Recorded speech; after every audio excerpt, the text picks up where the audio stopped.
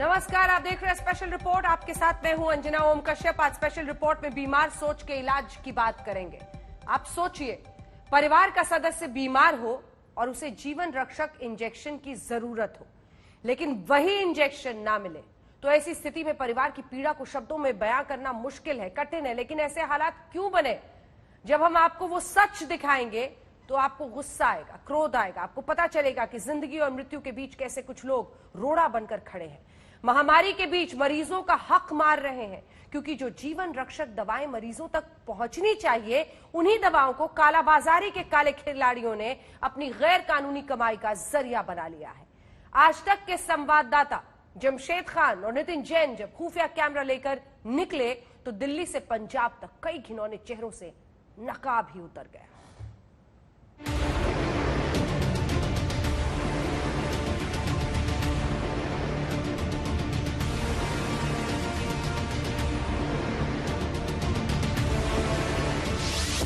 नाम अरुण अरोड़ा, काम जीवन रक्षक इंजेक्शन का काला धंधा, स्टिंग ऑपरेशन में बेनकाब।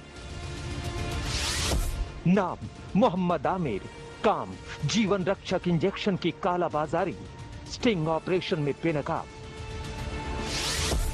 नाम अखलाक, काम जीवन रक्षक इंजेक्शन का गोरख धंधा, स्टिंग ऑपरेशन में बेनकाब। आज तक के स्टिंग ऑपरेशन में एक तो नहीं बल्कि 3 चेहरे कैद हुए। ये चेहरे महामारी में जीवन रक्षक इंजेक्शन की कालाबाजारी करते हैं। ये चेहरे 300 का इंजेक्शन हजारों में बेचते हैं। कालाबाजारी के काले खिलाड़ी 5000 का इंजेक्शन जिंदगी और मौत के बीच झूल रहे मरीजों को 20-20 हजार में बेच रहे हैं। आज इन चेहरों से नकाब उतरना जरूरी है। सबसे पहले सुनिए दिल्ली के अखलाक की सौदेबाजी का छोटा सा हिस्सा। अरे भाई बेफिक्र रहो, आपसे पैसे बिना लिए कोई देता नहीं। इस टाइम बिल्कुल अफीम समझो इसको। खुफिया कैमरे में अखलाक ने कबूल किया कि ये धंधा गैर कानूनी है और पकड़ा गया तो सलाखों के पीछे पहुंच सकता है। अब तक अखलाक कानून की आंख में धूल झोंक कर काला बाजारी कर रहा था, लेकिन अब ऐसा नहीं कर पाएगा। बड़ा मसला है, आप नहीं समझ रहे हो। इसमें आदमी पकड़ जाते हैं, जेल हो जाती है लोगों को। आप बात नहीं समझ रहे हो। मैं सारा कर रहा हूँ, रिस्क पे कर रहा हूँ, तो तुम अपनी बता रहे हो कहानी। ये अरुण अरोड़ा है। पंजाब से लेकर दिल्ली तक सरकारी सिस्टम की आंखों में धूल झोंक कर ब्लैक फंगस का इंजेक्शन मुंह मांगी कीमत पर बेच रहा है।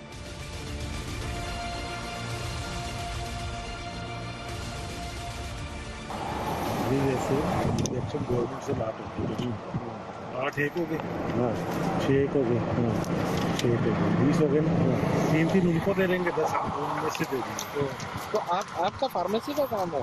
नहीं, हमारा सारा कुछ ही आता है, घर का काम भी सारा कुछ है। मेडिकल स्टोर की आड़ में जीवन रक्षक इंजेक्शन की सौदेबाजी दिल्ली में कैसे हो रही है, ये सच खुफिया कैमरे में कैद हुआ। आपका मेडिकल स्टोर यही है ना अपना? फैज मेडिकल्स के नाम से। फैज मेडिकल्स, अल शिफा हॉस्पिटल के पास, शाहीन बाग। बाजार से जरूरी इंजेक्शन आम लोगों को क्यों नहीं मिल रहे हैं? ब्लैक फंगस के इलाज में इस्तेमाल होने वाले इंजेक्शन अचानक गायब कहां और किसने किए? आज तक के स्टिंग ऑपरेशन में एक एक सच कैद हो गया।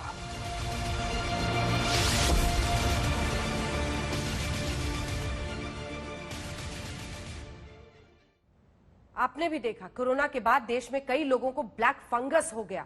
जान पर बनाई ब्लैक फंगस के इलाज में इस्तेमाल होने वाले इंजेक्शन की मांग पूरे देश में है।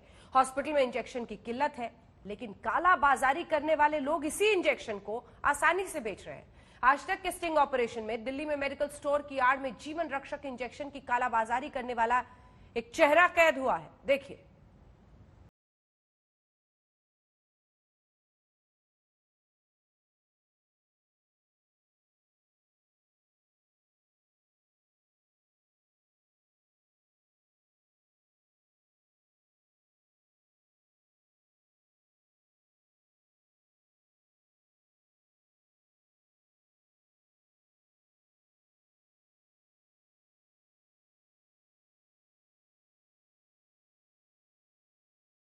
महामारी में इंजेक्शन की कालाबाजारी।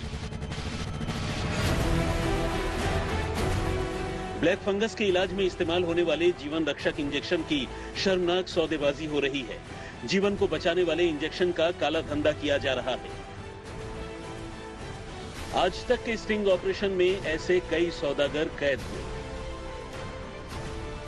सबसे पहले मेडिकल स्टोर की आड़ में जीवन रक्षक इंजेक्शन की कालाबाजारी का अड्डा बने ठिकानों का पूरा सच। फैज मेडिकल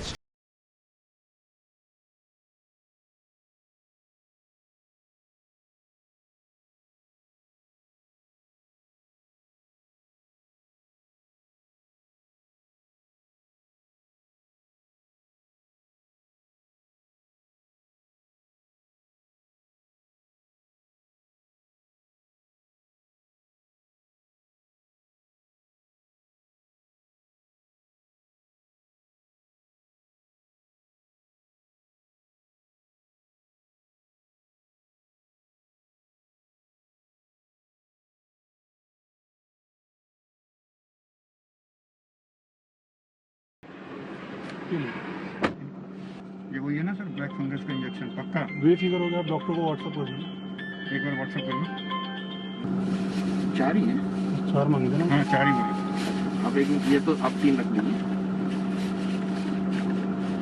एक बार व्हाट्सएप करके देखिए।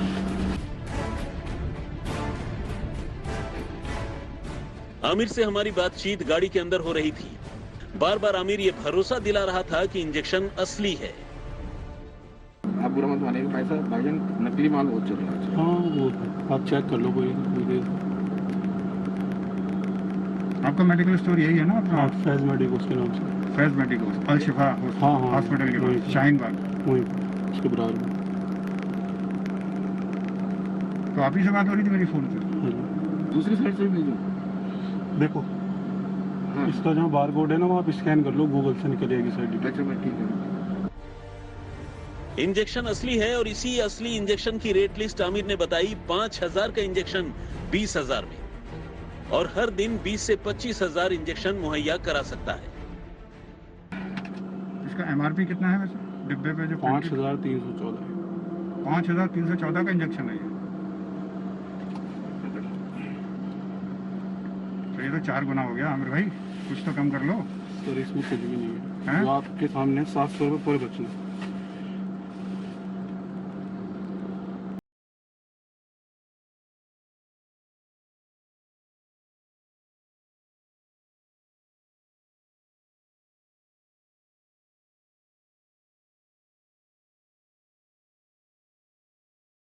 तो 20 से 25 पीस मिल जाएंगे एक दिन में। रेट यही होगा 20,000। हाँ ये आमिर अपने साथ ब्लैक फंगस में इस्तेमाल होने वाले जीवन रक्षक इंजेक्शन लेकर आया था, यानी नोट 2 इंजेक्शन लो।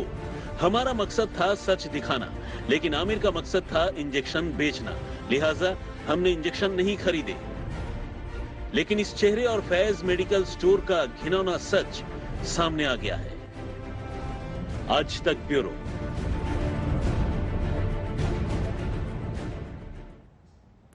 शर्मनाक सौदेबाजी की ये तस्वीरें आपने देखी, सुनी खुद से। आज तक संवाददाता जमशेद खान और नितिन जैन से आमिर की बात हुई थी। आमिर इंजेक्शन की बड़ी खेप भी देने को तैयार था, यानी कालाबाजारी के इस खेल की बड़ी मछली है आमिर। हम आपको थोड़ी देर में पंजाब में जीवन रक्षक दवाओं के बड़े खिलाड़ी को बेनकाब करेंगे। उससे पहले इंजेक्शन को अफीम बताकर बेचने वाले धंधेबाज का सच दिखाते हैं आपको। नाम मोहम्मद अखलाक, पहचान लैब टेक्नीशियन, काम काला बाजारी, ठिकाना जामिया नगर। जीवन रक्षक इंजेक्शन की काला बाजारी करने वालों को बेनकाब करना हमारा मकसद था। इसी कड़ी में हमारी मुलाकात अखलाक से हुई। वही अखलाक जिसका पेशा तो लैब टेक्नीशियन है, लेकिन काम जीवन रक्षक इंजेक्शन के गोरख धंधे का है। अखलाक से हमारी फोन पर बात हुई और हमने ब्लैक फंगस के 6 इंजेक्शन मांगे। इंजेक्शन का इंतजाम करने के लिए अखलाक तैयार हो गया और हमें जसोला शाहीन बाग के मेट्रो स्टेशन के नीचे मिलने के लिए बुलाया। इंजेक्शन आपको देखने कभी मिले जब पैसे पहुंच जाएंगे उसके बाद। वो एंटी फंगल इंजेक्शन है ना? एंटी फंगस इंजेक्शन है, एमोटेक्सिन बी करके इंजेक्शन आता वही है। एम्फोटेरेसिन बी, जो फंगस ब्लैक फंगस है ना, हाँ तो ब्लैक फंगस के लिए इंजेक्शन है। एक बार अगर वाइल दिखा देते। अरे भाई बेफिक्र रहो, आपसे पैसे बिना लिए कोई देता नहीं, इस टाइम बिल्कुल अफीम समझो इसको।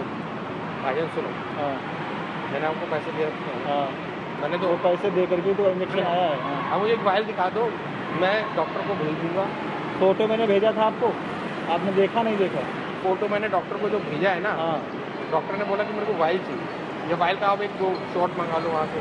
अब आप देख लो, आप फोटो मैंने भेजी तो वही मिलेगा। हेलो हेलो, हाँ भाई मैं यहाँ आया हूँ, शाहीन बाग भी हूँ, बताइए खैरियत?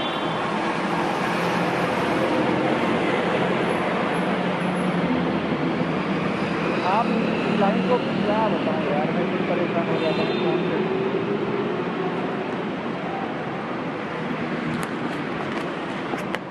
मैसेज आया तभी तो मैंने कॉल करी, तो मुझे तो पता भी नहीं चलता आपने कॉल करी मुझे। अखलाक ने शर्त रखी कि पहले पूरी पेमेंट करनी होगी और फिर इंजेक्शन मिल जाएगा। इस शर्त की वजह भी हमें अखलाक ने समझाई। नहीं, आप वो अपना विजिटिंग कार्ड दे दीजिए मुझे। वो मैं भेज दूंगा, आप पहले इसका बताइए क्या करना है। नहीं करना है, हम पेपर को थोड़ी गाड़ी वो खड़ी पैसे निकाल आप पैसे निकाल के लाइए, मैं इंजेक्शन लेकर के आराम से देख लीजिएगा। मैं आपको बता रहा हूँ, मैंने फोटो इसीलिए पहले फोटो भेजी, MRP का फोटो भेजा, सब कंफर्म करके तब मंगवाया मैंने। भाई मैंने आपको पैसे दिए नहीं, हाँ। 1000 रुपये आपको दिए। अरे भाई दिए क्या, वो तो देना पड़ेगा ना, बिना दिए तो देगा नहीं। हमने मैं आप एक उसकी फाइल को दिखा दो ना, कम से कम डॉक्टर को पूछ तो एक बारी। यार अजीब, मतलब ये तो कोई बात नहीं है ना मेरे भाई, मैंने आपको फोटो भेजा, सब कुछ भेजा, आप फिर बोल लो कि हमको फाइल दिखाइए, ये दिखाइए, ये तरीका नहीं होता भाई। सुनिए तो इसमें बड़ा मसला है, आप नहीं समझ रहे हो। इसमें आदमी पकड़ जाते हैं, जेल हो जाती है लोगों को, आप बात नहीं समझ रहे हो। मैं सारा कर रहा हूँ, रिस्क पे कर रहा हूँ, तो तुम अपनी बता रहे हो कहानी। जीवन रक्षक इंजेक्शन की कालाबाजारी अखलाक को सलाखों के पीछे पहुंचा सकती है, लेकिन पैसों के लालच में वो सही और गलत का फर्क भूल गया। अखलाक ने हमें 350 रुपए का इंजेक्शन का रेट बताया। वो इंजेक्शन की बात उनकी आमिर भाई से, तो पैसे दे दीजिए मुझे, मैं करवा देता हूँ। मिल जाएंगे ना, पक्का है ना? अरे साहब पक्के हैं, तभी मैंने बोला, नहीं तो इंजेक्शन ही मिल कहाँ रहा। वो तो मैं लैब तक काम करता हूँ और मुझे जानते हैं भाई, आमिर भाई के थ्रू मुझे जानते हैं। उन्होंने उससे कहा, तो मैंने कहीं से मैसेज डाला तो उसने कहा हाँ मेरे पास अवेलेबल है। मैंने फोटो वगैरह सब भेज करके रेट वगैरह सब खींचे, तब मैंने आपको बोला कि आप आ जाइए, पैसे दे दीजिए, मैं पहुँचा। कितने का पड़ेगा ये वो तो मैंने बता दिया था भाई को सारा, मुझे बता दो। 11,500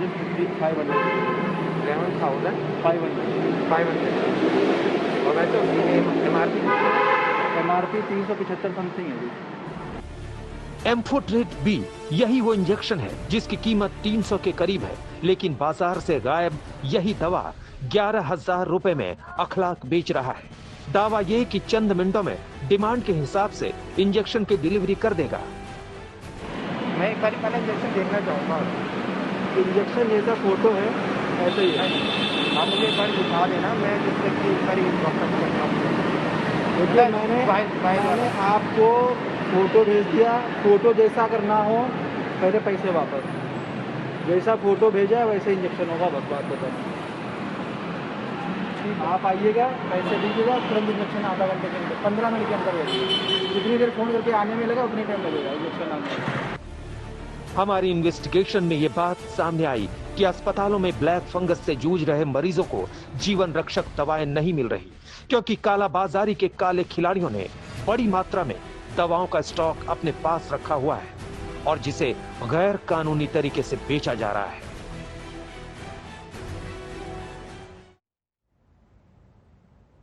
अब तक कालाबाजारी के दो चेहरे आपने देखे, दो चेहरों का सच आपने देख लिया। ये दोनों देश की राजधानी दिल्ली में ब्लैक फंगस के इलाज में इस्तेमाल होने वाले इंजेक्शन एम्फोटेरेसिन बी की कालाबाजारी कर रहे हैं। हमारे खुफिया कैमरे में पंजाब का एक बड़ा डीलर कैद हुआ है, जो दुनिया को दिखाने के लिए धंधा आयुर्वेदिक दवाओं का करता है, लेकिन असर में है जीवन रक्षक दवाओं का काला सौदागर।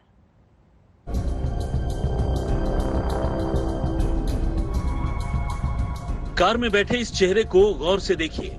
अरुण के पास यूं कोई फार्मेसी का लाइसेंस नहीं है, लेकिन फिर भी लुधियाना में आयुर्वेदिक फार्मेसी की दुकान चलाता है। उसी दुकान की आड़ में जीवन रक्षक इंजेक्शन का बड़ा सिंडिकेट चला रहा है, जिसकी सप्लाई दिल्ली, हरियाणा, चंडीगढ़ से लेकर पंजाब और कई राज्यों में होती है। अरुण पूरी सौदेबाजी गाड़ी में बैठकर करता है। काला बाजारी के इस काले खिलाड़ी से हमारी मुलाकात चंडीगढ़ के पास मोहाली बॉर्डर पर हुई। ये काला खेल कैसे होता है, अरुण अरोड़ा ने हमारे खुफिया कैमरे में कबूल किया। ये जैसे इंजेक्शन गवर्नमेंट से लाट होती है, 8 एक हो गए, 6 एक हो गए, 6 एक हो गए, 20 हो गए ना, 3 उनको दे देंगे, 10 आपको उनमें से दे देंगे। तो आपका फार्मेसी का काम है? नहीं, हमारा सारा कुछ ही ऑलराउंड है, ड्रग का काम भी है, सारा कुछ है, ड्रग के बाद। सरकारी सिस्टम से अरुण के पास जीवन रक्षक इंजेक्शन पहुंच रहे हैं और उन इंजेक्शनों का सौदा वो कैसे कर रहा है आपने उसे सुना। एक इंजेक्शन की कीमत क्या है ये भी अरुण ने बताया। हमें तो पेशेंट लगे हुए ना, उनको चाहिए, रोज चाहिए, हमें भी चाहिए ना, हमें रोज गवर्नमेंट से लाट होती है। कितने का पड़ेगा भाजी? 13,000 का। सील होगी, खुला सील है।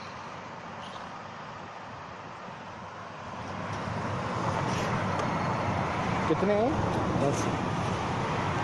ताजी 20 की बात हुई थी। 10 नहीं, ताजी 20।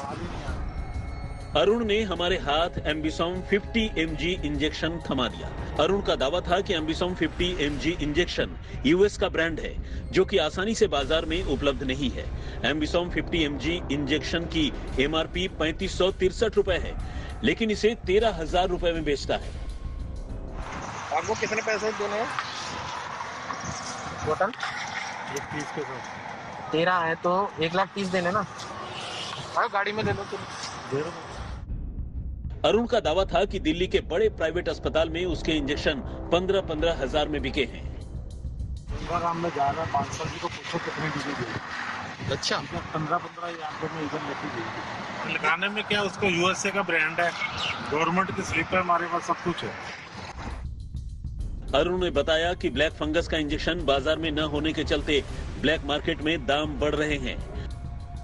आपको कितने पैसे देने हैं टोटल? 30 के साथ 13 है तो 1,30,000 देने ना। आओ गाड़ी में ले लो तुम। दे रहा हूँ। सोचिए, देश में करीब 30,000 ब्लैक फंगस के मरीज हैं। महामारी में इस जानलेवा बीमारी से लोग मर रहे हैं और इंजेक्शन की कालाबाजारी करने वाले अपनी जेब भरने में लगे हैं। हमारी पड़ताल का मकसद मरीजों का हक मारने वाले ऐसे घिनौने चेहरों को बेनकाब करने का है ताकि इनके खिलाफ बड़ा और कड़ा एक्शन हो। आज तक ब्यूरो। इसे इंसानियत की मौत ही कहा जाएगा। आपने महामारी में जीवन रक्षक इंजेक्शन के काले चेहरों को देखा। अब हम आपको आगरा में एक हॉस्पिटल के वायरल वीडियो की खबर दिखाते हैं। क्या हुआ और किन वजहों से इस अस्पताल के खिलाफ एक्शन हुआ है, ये सब देखिए।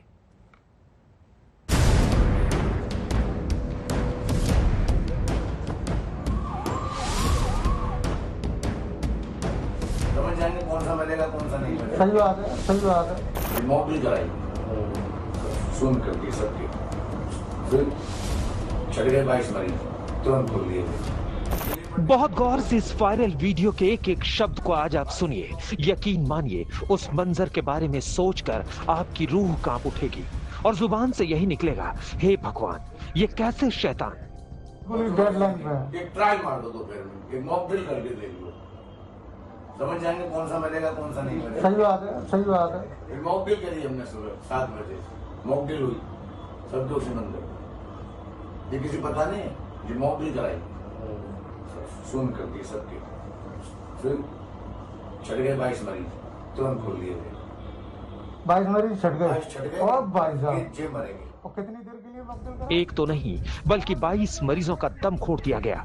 वायरल वीडियो को सुनकर यही लगता है। दावा यह है कि वीडियो आगरा के पारस अस्पताल का है और वायरल वीडियो में कैद आवाज किसी और की नहीं बल्कि हॉस्पिटल के संचालक डॉक्टर अरिंजन जैन की है।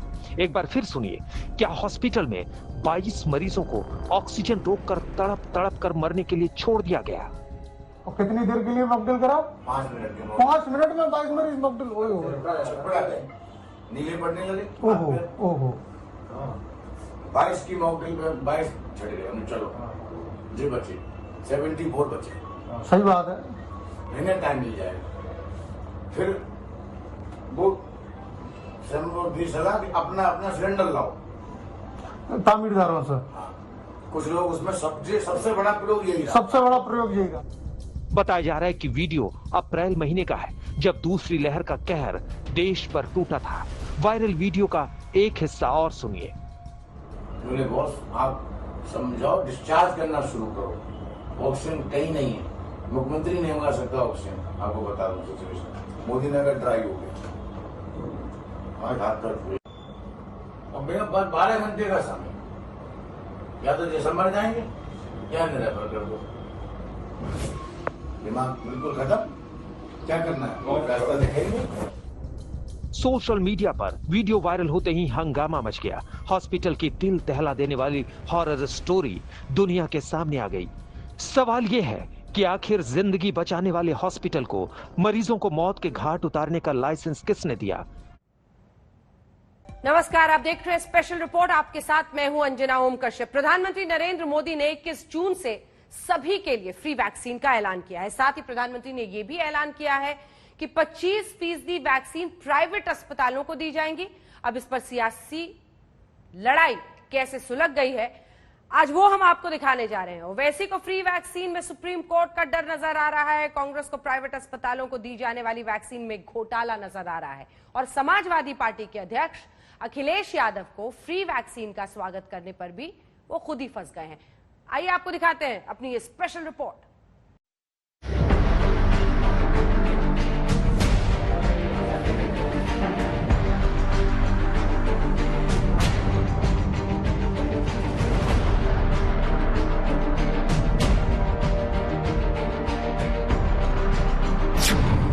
वैक्सीन को लेकर देश में सियासत सुलग उठी है। देश के हर राज्य में 18 वर्ष से ऊपर की उम्र के सभी नागरिकों के लिए भारत सरकार राज्यों को मुफ्त वैक्सीन मुहैया कराएगी। मोदी के एक ऐलान से पॉलिटिकल युद्ध छिड़ गया है। कुल वैक्सीन उत्पादन का 75% हिस्सा भारत सरकार खुद ही खरीदकर राज्य सरकारों को मुफ्त देगी। देश में बन रही वैक्सीन में से 25% प्राइवेट सेक्टर के अस्पताल सीधे ले पाए, ये व्यवस्था जारी रहेगी। प्रधानमंत्री ने न सिर्फ अपना वक्त खराब किया, बल्कि देश की तमाम जनता जो उनको बड़ा टीवी पर देख रही थी कि कुछ बोलेंगे, उन्होंने सबका वक्त खराब किया है। देश के प्रधानमंत्री ने आज अपनी वैक्सीनेशन पॉलिसी में यू टर्न लेना पड़ा। इसलिए लेना पड़ा क्योंकि सुप्रीम कोर्ट ने उन पर ये ऑब्जर्वेशन किया कि मोदी सरकार की वैक्सीनेशन पॉलिसी आर्बिट्री है, डिस्क्रिमिनेटरी है। तो सुप्रीम कोर्ट को जवाब देने से पहले प्रधानमंत्री देश से सामने आकर सुप्रीम कोर्ट के ऑब्जर्वेशन की रोशनी में अपने वैक्सीनेशन पॉलिसी को उनको यू टर्न लेना पड़ा। सबसे अहम बात हम प्रधानमंत्री जो देश को नहीं बता पाए कि देश में वैक्सीन का शॉर्टेज क्यों है। देश के प्रधानमंत्री वैक्सीनेशन पॉलिसी में देश को सच नहीं बता रहे हैं। सुप्रीम कोर्ट के ऑब्जर्वेशन के बाद उनको हालत मजबूरी में आकर ये डिसीजन लेना पड़ा। और प्रधानमंत्री हमको ये क्यों नहीं बता रहे कि 25% प्राइवेट हॉस्पिटल्स को क्यों रोक रहे हैं आप? प्रधानमंत्री इस वीआईपी कल्चर के आदी हो चुके हैं क्या? 6 महीने में 3 बार टीकाकरण की नीति को बदलकर लाखों लोगों की जिंदगियां और कोरोना संक्रमित होने के लिए क्या प्रधानमंत्री मोदी जी को सीधे सीधे जिम्मेवार ठहराया नहीं जाना चाहिए? मोदी जी ने ये अभी भी कर दिया कि 25% वैक्सीन प्राइवेट सेक्टर खरीदेगा। यानी अगर आप 30 से 40 करोड़ हिंदुस्तान के मध्यम वर्ग के लोग हैं तो आपके लिए टीकाकरण आज भी मुफ्त नहीं। दिल्ली से लेकर यूपी तक वैक्सीन वाली लड़ाई देखिए। देश में अभी कोरोना से जंग जारी है। दूसरी लहर में 63 दिन बाद पहली बार नए केस 1 लाख से कम आए हैं। अब देश में सियासी युद्ध शुरू हो गया है। जी हां, प्रधानमंत्री मोदी ने जैसे ही ये ऐलान किया कि देश में वैक्सीन फ्री मिलेगी, इसमें राजनीति की घुसपैठ हो गई। बाल की खाल निकालने वाले नेता फ्री वैक्सीन पर कैसे भिड़े हुए हैं, वो आपको दिखाते हैं। सियासत मुलायम सिंह यादव की इस तस्वीर से शुरू होती है। नेताजी ने सोमवार को वैक्सीन लगवाई, लेकिन इस वैक्सीनेशन के बाद पहले सोशल मीडिया पर तूफान आया, फिर सियासी गलियारों में। अखिलेश ने तूफान थामने के लिए कहा कि वो भारत सरकार के फ्री टीके का स्वागत करते हैं। वो खुद भी टीका लगवाएंगे और लोगों को भी वैक्सीन के लिए प्रेरित करेंगे। यह बीजेपी ने अखिलेश को घेर लिया। अब बीजेपी ने अखिलेश को क्यों घेरा, तो आपको अखिलेश का पुराना बयान सुनकर ठीक से समझ में आएगा। देखिए, मैं तो नहीं लगवाऊंगा अभी वैक्सीन, मैंने अपनी बात कह दी, और वो भी बीजेपी लगाएगी उसका भरोसा करूंगा मैं? अरे जाओ भाई, अरे अपनी सरकार आएगी, सबको फ्री वैक्सीन लगेगी। हम बीजेपी का वैक्सीन नहीं लगवा सकते। जनाक्रोश को देखते हुए आखिरकार सरकार ने कोरोना के टीके के राजनीतिकरण की जगह ये घोषणा करी कि वो टीके लगवाएगी। हम भाजपा के टीके के खिलाफ थे, पर भारत सरकार के टीके का स्वागत करते हुए हम भी टीका लगवाएंगे। वो टीके की कमी से जो लोग लगवा नहीं सके थे, उनसे भी लगवाने की अपील करते हैं। इसके बाद बीजेपी भड़कती है और अखिलेश को कहती है कि ये तो थूक कर चाटने वाली बात हो गई। अखिलेश यादव भ्रमित और स्वार्थ की राजनीति करते हैं। जो व्यक्ति इस प्रकार की राजनीति करता है तो उसको थूक के चाटना भी पड़ता है, और अखिलेश यादव जी ने यही किया है। पहले तो आपने कहा ये भाजपा की है, फिर आज आप कहते हो भारत की वैक्सीन। अरे भाजपा का कोई लेबल लग के बिक रहा था, ये एडवर्टीजमेंट चल रहा था। आज आप उसको फिर आज लगवाने की बात करते हो तो आप थूक के चाट रहे हो। लेकिन इसके साथ आपने जघन अपराध भी किया है। आपने 2 मिनट के लिए छोड़ दें उत्तर प्रदेश की जनता, अरे आपके कार्यकर्ता तो उत्तर प्रदेश में है, उनका परिवार तो उत्तर प्रदेश में है, आपने उनको भी भ्रमित किया। आपने राजनीति, अपने स्वार्थ की राजनीति के चक्कर में उनको भी लगाने नहीं दिया। हम समाजवादी लोग हमेशा से टीका पे राजनीतिकरण का विरोध करते हैं। भारतीय जनता पार्टी टीका पे राजनीतिकरण कर रही थी, वो हर जगह उसके प्राइस अलग अलग कर दिए। कमाल है भाई, और ऐसा दर्शा रही थी जैसे टीका भारतीय जनता पार्टी ने बनाया हो। ये टीका हमारे देश के वैज्ञानिकों ने बनाया है, ये हिंदुस्तान का टीका है। भारतीय जनता पार्टी इसको ऐसे दर्शाती जैसे लगता है भारतीय जनता पार्टी ने बना दिया हो। ये वैज्ञानिकों का है, हम हिंदुस्तान के वैज्ञानिकों का सम्मान करते हैं। मेरी दूसरी मांग थी कि टीका फ्री में लगना चाहिए पूरे हिंदुस्तान को। आज हमारी मांग को सरकार ने माना है और फ्री में टीका हिंदुस्तान को लग रहा है, तो समाजवादी भी लगवा रहे हैं। एक तरफ तो समाजवादी पार्टी है, दूसरी तरफ वैक्सीन फ्री करने और प्राइवेट अस्पतालों को 25% वैक्सीन देने पर कांग्रेस ने प्रधानमंत्री मोदी को घेरना शुरू कर दिया। राहुल गांधी ने सवाल किया, एक साधारण सवाल, अगर वैक्सीन सबके लिए फ्री है तो निजी अस्पतालों में कीमत क्यों देनी होगी? प्रधानमंत्री ने ऐलान किया है कि 25% वैक्सीन प्राइवेट हॉस्पिटल्स और प्राइवेट सेक्टर को दी जाएंगी। अगर 100 करोड़ लोगों की वैक्सीन देश में लगनी है तो 25 करोड़ लोगों के लिए प्राइवेट हॉस्पिटल्स में इंतजाम होगा।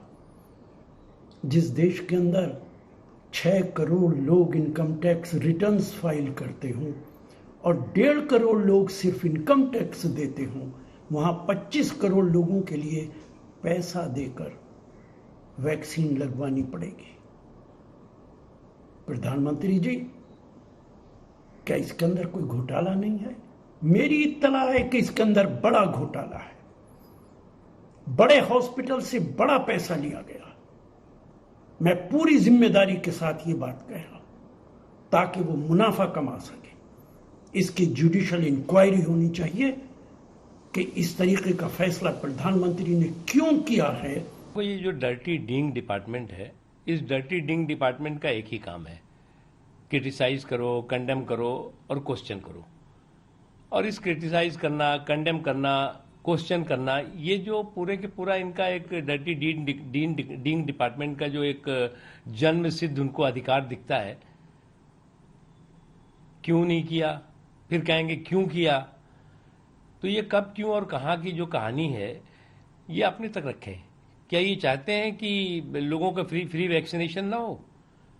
क्या ये चाहते हैं क्या कि जो गरीबों को, कमजोर तबकों को फ्री राशन दिया जा रहा है पिछले 1 साल से, वो बंद कर दिया जाए? क्या चाहते हैं ये? प्रधानमंत्री मोदी ने जैसे ही फ्री वैक्सीन का मास्टर स्ट्रोक खेला, विपक्ष ने उसमें तुरंत खोट निकालकर वार करना शुरू कर दिया।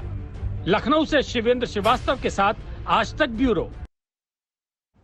देश में वैक्सीन को रफ्तार देने के लिए जद्दोजहद चल रही है, ये सियासत आपने देख ली, लेकिन इसके पीछे जो दिन रात वैक्सीन को आप तक पहुंचाने में जुटे हैं, आज हमारी ग्राउंड रिपोर्ट असली कोरोना वॉरियर्स तक आपको पहुंचाएगी। क्या आपको पता है कि जो भी वैक्सीन भारत में लगाई जाती है उसे फाइनल अप्रूवल कहां से मिलता है? वो जगह है सेंट्रल ड्रग्स लेबोरेटरी, जो हिमाचल प्रदेश के कसौली में है। ये WHO से प्रमाणित है, देश की इकलौती वैक्सीन टेस्टिंग लैब है। आइए हम आपको दिखाते हैं कि कैसे वैक्सीन यहां पर पास होती है।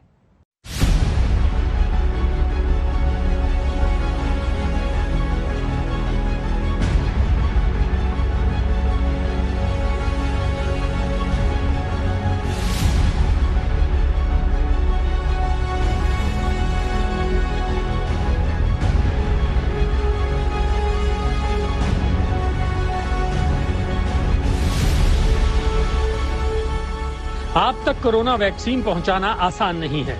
इसके पीछे रात और दिन की कड़ी मेहनत होती है। आज हम आपको देश की उस लेबोरेटरी में लिए चलते हैं जहां से सारी वैक्सीन पास होकर निकलती हैं।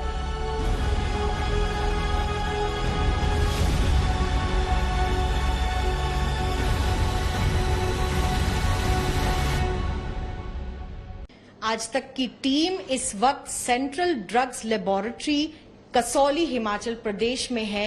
ये एक ऐसी लैब है जो WHO अप्रूव्ड और NABL अप्रूव्ड है, और देश में जितनी भी कोरोना वैक्सीन या कोई भी अन्य वैक्सीन दी गई है, उन सब की टेस्टिंग इसी लैब में होती है, चाहे वो इंपोर्टेड हो या भारत में बनी हुई वैक्सीन हो। यहाँ पर हमारे साथ साइंटिस्ट हैं CDL लैब के, जो हमें बताएंगे। सर, इस वक्त यहाँ पर क्या काम हो रहा है? मैम, इस टाइम वायरल टेस्टिंग हो रही है, जो ये वायरल सेल कल्चर लेबोरेटरी है। इसके अंदर टेस्टिंग ऑफ पोलियो वैक्सीन और MMR इस सेल कल्चर लेबोरेटरी में होती है, और दूसरा इसमें कोविशील्ड की इन्फेक्टिविटी टेस्ट करते हैं हम इसके अंदर।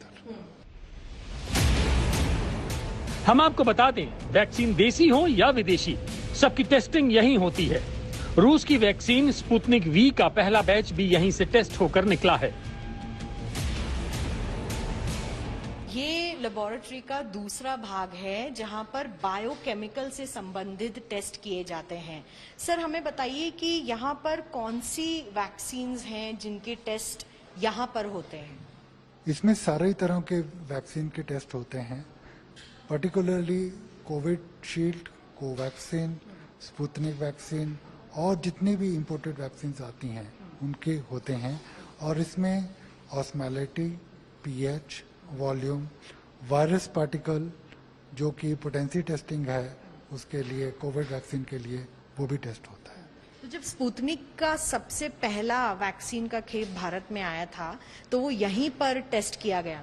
वो बिल्कुल यहीं पे टेस्ट किया गया था, और जितने भी बैचेस उसके बाद आए हैं वो भी यहीं पे टेस्ट होते हैं। चलिए आपको बताते हैं कि वैक्सीन बनने के बाद इस सेंट्रल ड्रग्स लेबोरेटरी में वैक्सीन के क्या क्या टेस्ट होते हैं। एफिकेसी टेस्ट, जिसे पोटेंसीमीटर कहते हैं, इसके तहत ये टेस्ट किया जाता है कि वैक्सीन लोगों के लिए कितनी कारगर है। सेफ्टी टेस्टिंग, ये 2 हिस्सों में होती है।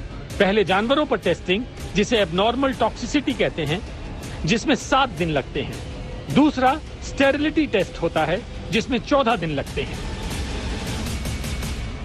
अब हम लैब के तीसरे भाग में हैं, जहां स्टेरिलिटी का टेस्ट होता है। तो कितना ये महत्वपूर्ण है वैक्सीन के लिए, कितना समय लगता है स्टेरिलिटी टेस्ट में?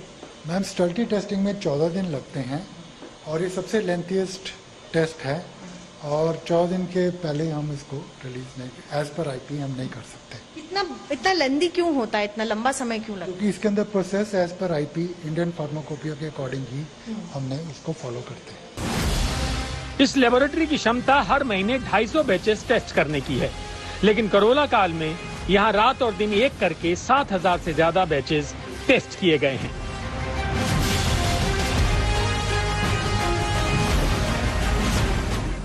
समय भले कम था, लेकिन गलती की कोई गुंजाइश नहीं थी। इस बीच भारत में बनने वाली और भारत में आयात होने वाली हर वैक्सीन के बैच को टेस्ट करना और जल्द से जल्द उपलब्ध कराना अपने आप में ही एक उपलब्धि है। प्रेमचंद्र मिश्रा के साथ मैं कसौली, हिमाचल प्रदेश में मिलन शर्मा, आज तक। और अब बड़ी खबर जम्मू कश्मीर में माता वैष्णो देवी के दरबार से दिखाते हैं, जहां लॉकडाउन में ढील के बाद यहां श्रद्धालुओं की भीड़ बढ़ने लगी है। लेकिन आज यहां भयंकर आग लग गई और इस आग की चपेट में कई लोग आ गए। कहां और कैसे लगी ये आग, आइए आपको दिखाते हैं। माता वैष्णो देवी के दरबार में लगी आग। वैष्णो देवी बोर्ड के कैश काउंटर के पास लगी आग। देखते ही देखते आग की ऊंची ऊंची लपटें उठने लगी। आग की ऊंची ऊंची उठती लपटें और काले धुएं का ये गुबार माता वैष्णो देवी के दरबार से उठा तो अफरा तफरी सी मच गई। ये आग कालिका भवन में कैश काउंटर के पास लगी। आग पर काबू पाने के लिए बड़े पैमाने पर बचाव कार्य चलाया गया। जहां ये आग लगी वहां से प्राकृतिक गुफा की दूरी तकरीबन 100 मीटर है। आग की लपटें भैरव घाटी तक दिखने लगी।